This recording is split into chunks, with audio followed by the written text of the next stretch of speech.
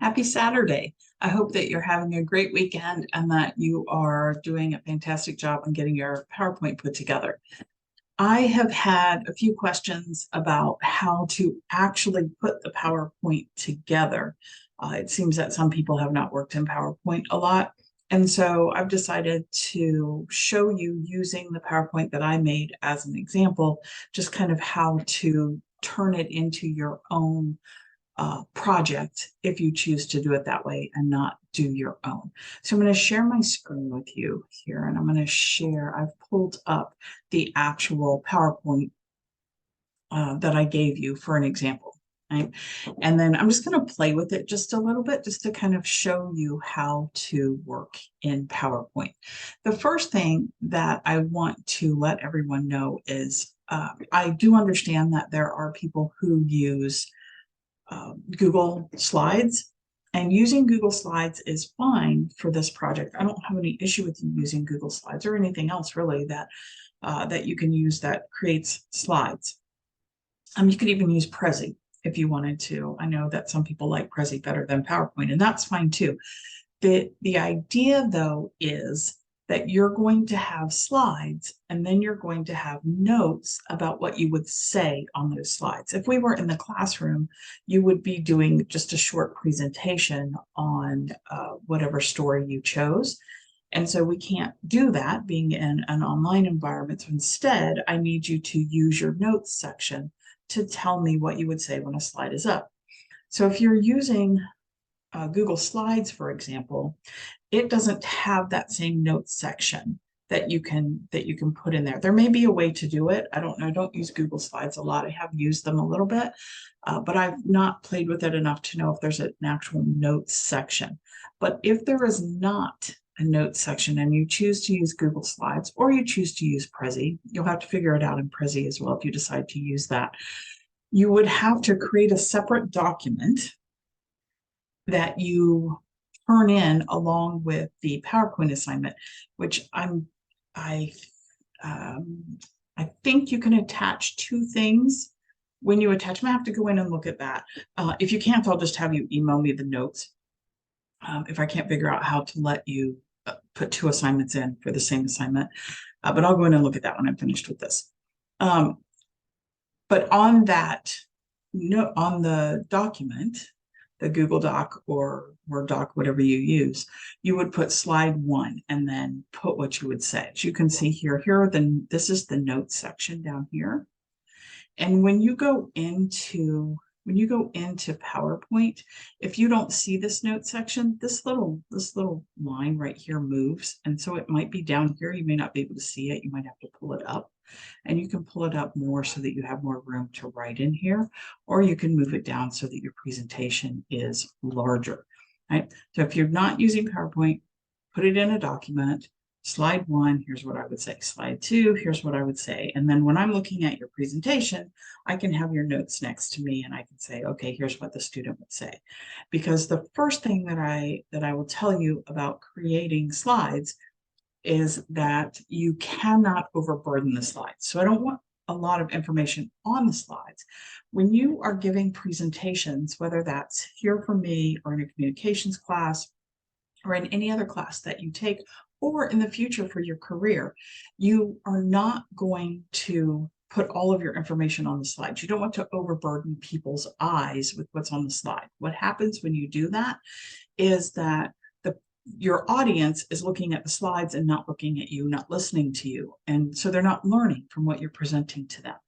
You have to have a minimal amount of information on the slides, and then you talk about the slides should be helpful for your audience to absorb what you're telling them, but it is not the medium to tell them.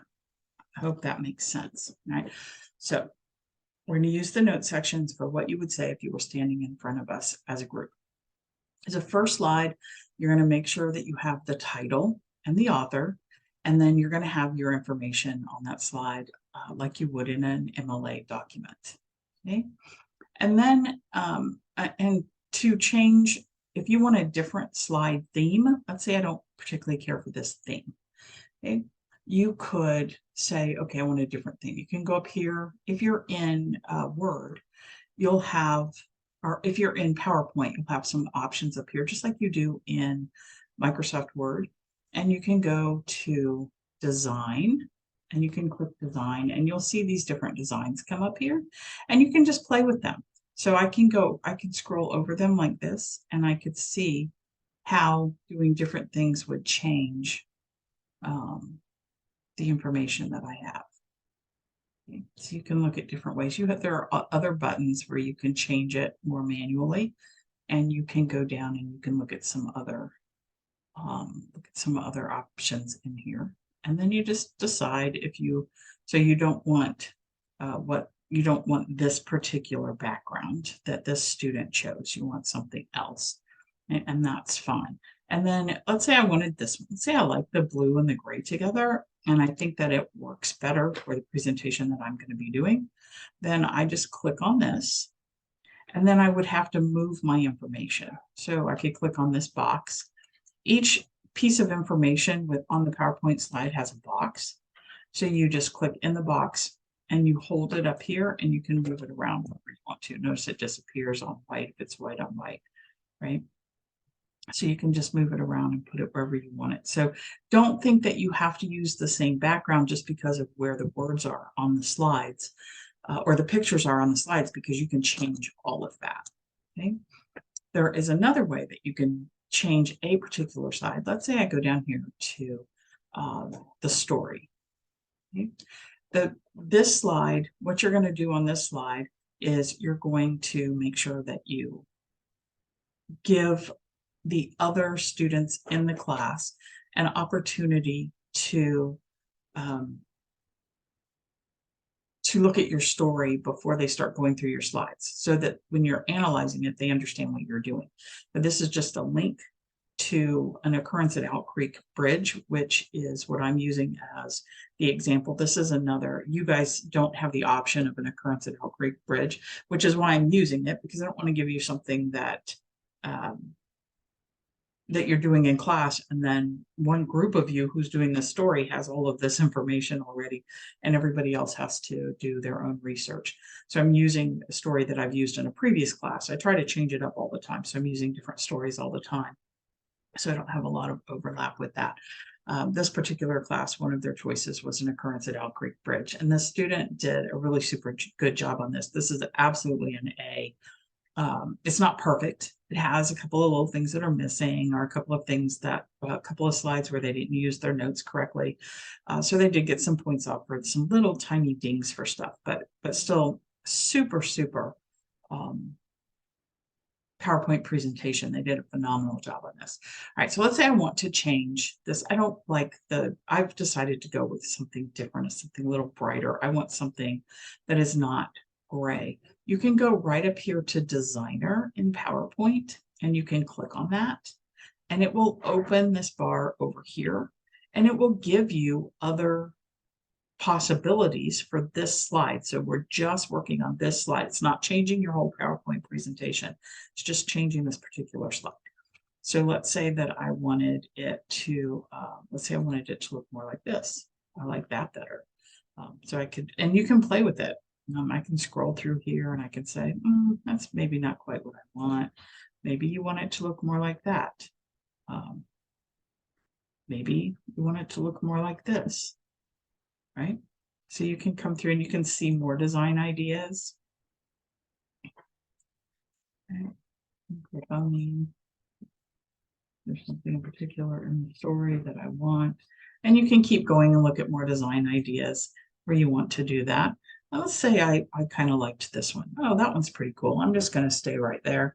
I'm going to use this one. I think this is really nice for this slide. Now you can also, this is a link symbol. It's just telling the reader that I'm giving them a link. But if you wanted something different here, you could use it. And this, an owl, the student used an owl here because they're doing an occurrence at Owl Creek Bridge. That makes sense for the icon. But let's say I wanted to change that. You can click on it, right? And you can replace, you can go right here and say replace your icon. And when you click on that, it'll give you all these other little icons. You can say see all icons, and you can pick what icon you want here, and change it however you want to change it for that slide. Okay. Then your next slide, you're going to talk about your author a little bit. Notice I have information down here in my notes. I don't have that information stuck on the slide. On the slide, instead, I have pictures.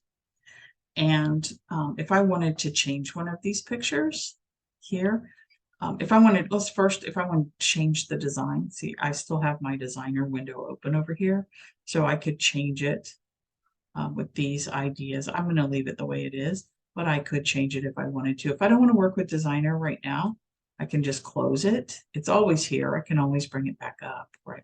So here's my slide. What I want to do is I want to change one of these pictures. So I'm going to say, okay, I want to change this picture. So what I did is I clicked on the picture and then I right-clicked on the picture. So on the right-hand side of my mouse, I clicked on it to bring up this little box. And I can do a lot of things in here. I can crop it, make it bigger, make it smaller, crop the picture. I can format it, so I can change the colors of it. I can send it to the back, bring it to the front if you want to put one picture on top of another. Up here, I can change the picture. And let's say I want to change the picture from an online source. I can click on that, and that's going to bring this box up here where I can search. And let's say I'm doing Metamorphosis, the Metamorphosis, and I want a picture of Kafka. I can put Kafka in here and search, and it's going to bring up all these pictures of Kafka. And so I'm gonna, I'll just pick, let's say I want that one. Click on it, and then I click Insert, and then it's going to change my picture to Kafka, and then it's going to bring up the designer to give me options of how I want to change that. Okay, and then let's say, oh, I didn't like that. I liked the picture I was using before first. Then I can use this little back undo change button up here, and I can say, nope, I don't want that. I can close the designer window. I don't want any more for designing. And I can move this around on the page. I can do whatever I want with it, right? But I'm going to leave it right here because that's where I like it. And then you just go through your slides. This just is a slide telling us a little bit more about the author and kind of what his stories tend to deal with. So Ambrose Bierce writes a lot about death and horror, but his time, the time that he lived when he was a younger man, was a time of war and depression and hardship. And so many of his stories have to do with horror and death. So you need to find out, what does your author's stories, what is some common themes that you see throughout your author's stories? And it doesn't have to be, again, doesn't have to be big. Now, notice here, there are no notes. They didn't put any notes on this slide.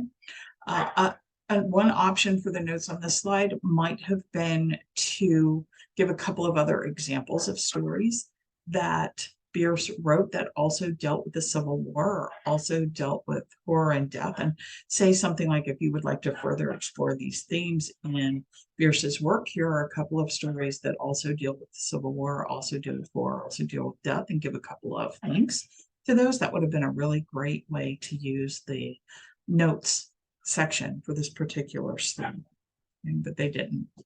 That's one of the things that I mentioned when I was talking to them. And you'll see that on a couple of their slides. They didn't do that.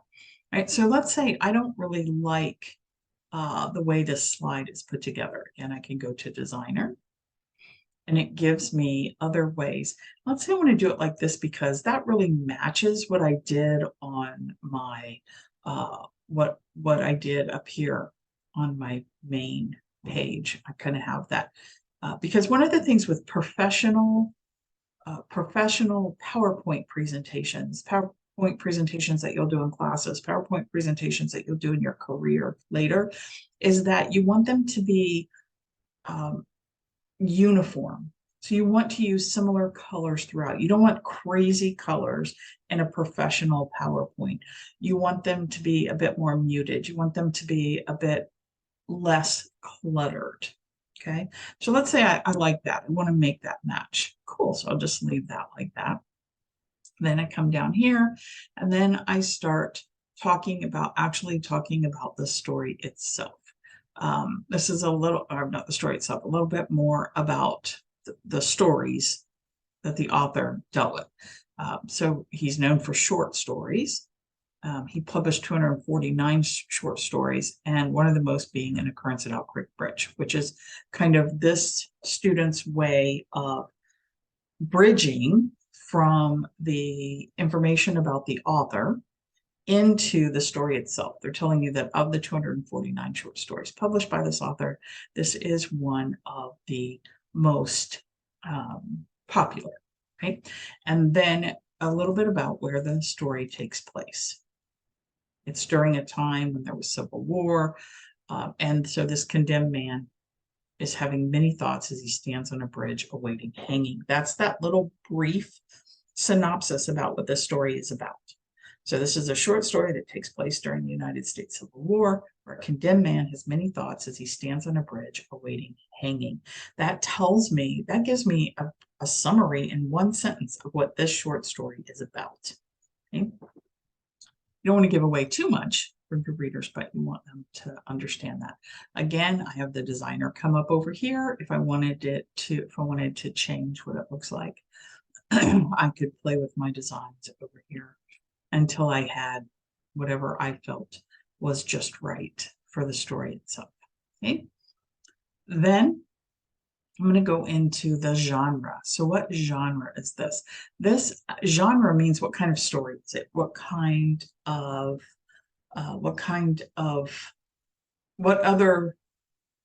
genre would I look for? What would I look for to read similar type stories? That's the genre. So this particular genre is historical fiction, and it's also listed under Civil War short stories. So that's the type of story that it is, and that's where you would find it if you were looking for it. You would find it under Civil War short stories or historical fiction. Okay? And then down here, the student notes that it's realistic, that this genre is noted for the realistic portrayal of actual events, soldiers, and battles. And it tells you that beer served in the war, which is interesting to note for the reading of the story, to better understand the story. Understanding that he was actually in the war adds a layer to the analysis of the story, and that's why he came to write like this. Again, I can change things over here if I want to. I'm gonna go ahead and close the designer for right now, since we've already played with that a little bit. I can also, if I want the background to be a different color, I can go up here where it says format background. So I don't want to change. I like this jaggedy look here. I like the look of this page, but I would like for it to be a different color. I can say format background. Now I'm going to get, you can see the designer still here, but now I'm going to get this format background. I can do it with a solid fill, a gradient fill with a picture pattern. I can hide background graphics altogether. So here I can pick a color. And let's say I wanted to make it a color to match the picture that's over here. I could take my little eyedropper right here, and you can bring it over. I didn't pick it up. I don't know why.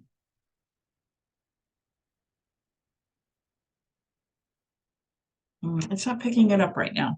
So typically when you click this color, it might be because the slide is black and white. You can usually use the eyedropper to pick up colors. Maybe if I go to more colors. No, I think it's probably because it's black and white, so it already has the colors of it.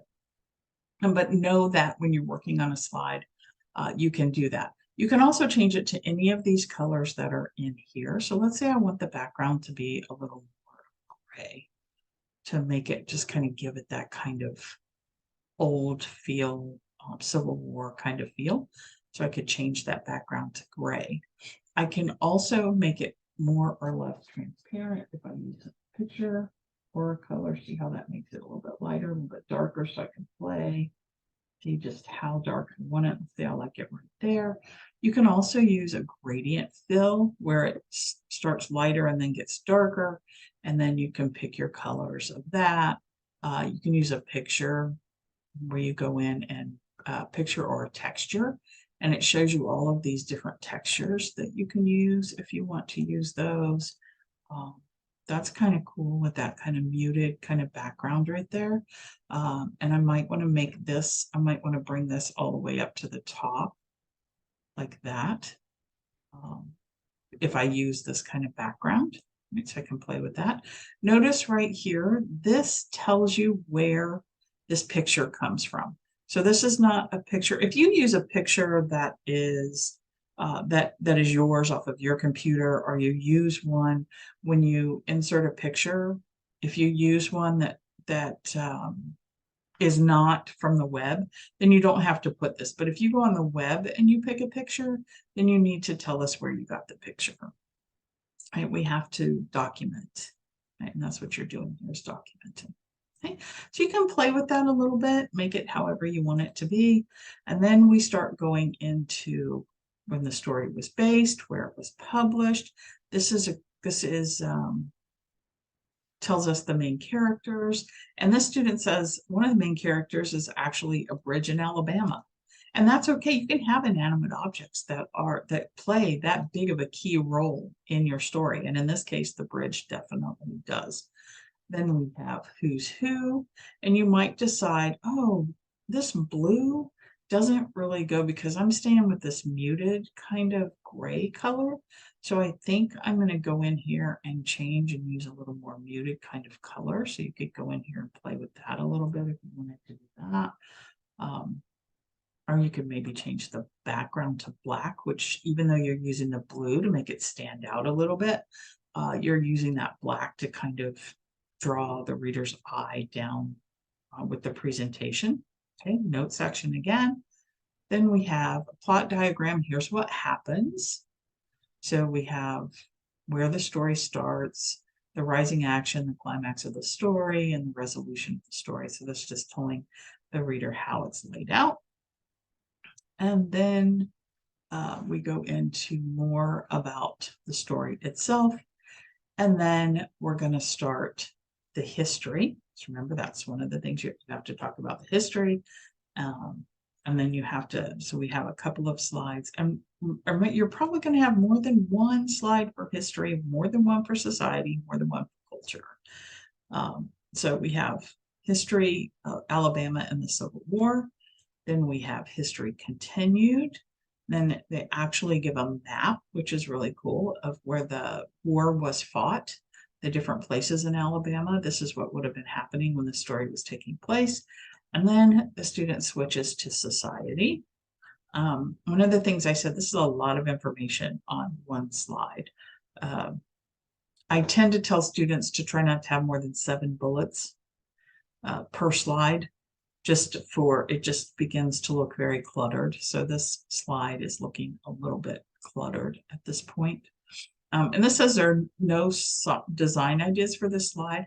That happens when you manually put something into your slide and then try to put the design on it. That's what happened here. So once in a while you'll have this, and it looks like they did it on a couple of different slides. Okay. And then we have more society. So notice in society, first they talked about society in general in the 1800s, and then they talked about society with women, because what women did with the Soldiers' Aid Society during the Civil War is very important for this story. But remember, when you're working on yours, what we're talking about is what's important for the story. Not just general knowledge about society at the time. It has to be specific to the story. It has to give me a reason for being there. If it doesn't connect to the story in some way, then don't use it, because that's what you're going to be talking about down here in your slides. So women, and particularly white women, and this is what they did while their men were away in the war. So women were important.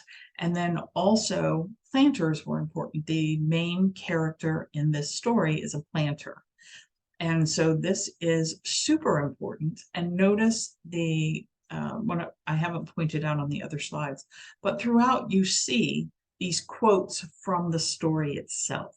And so that this student is showing how what they're talking about up here for society relates directly to the story itself.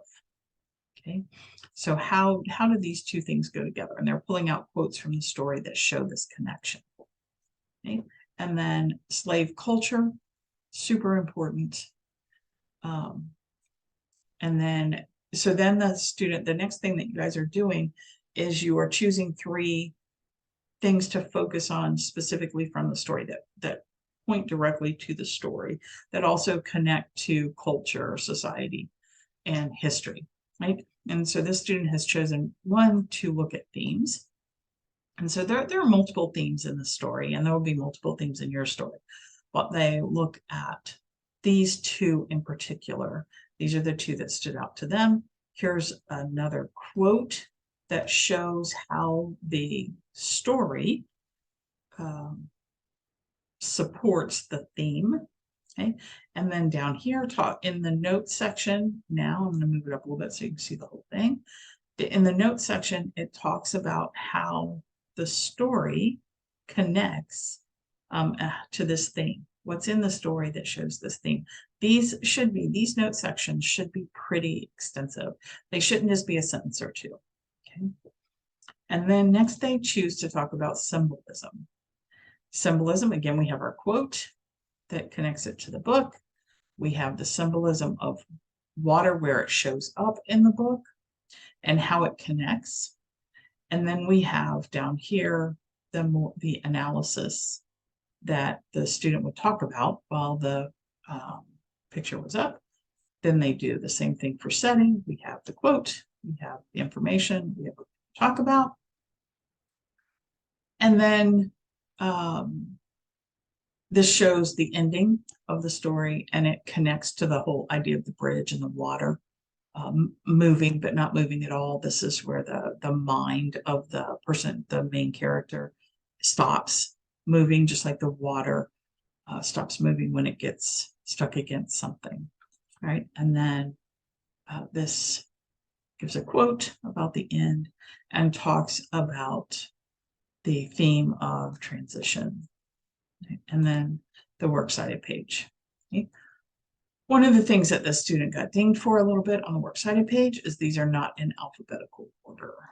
Your works cited page needs to be in alphabetical order by whatever's on this left-hand margin. All right. All right, that is it. That's what I have for you. If you have any other questions, please feel free to reach out to me, and I look forward to seeing what you produce.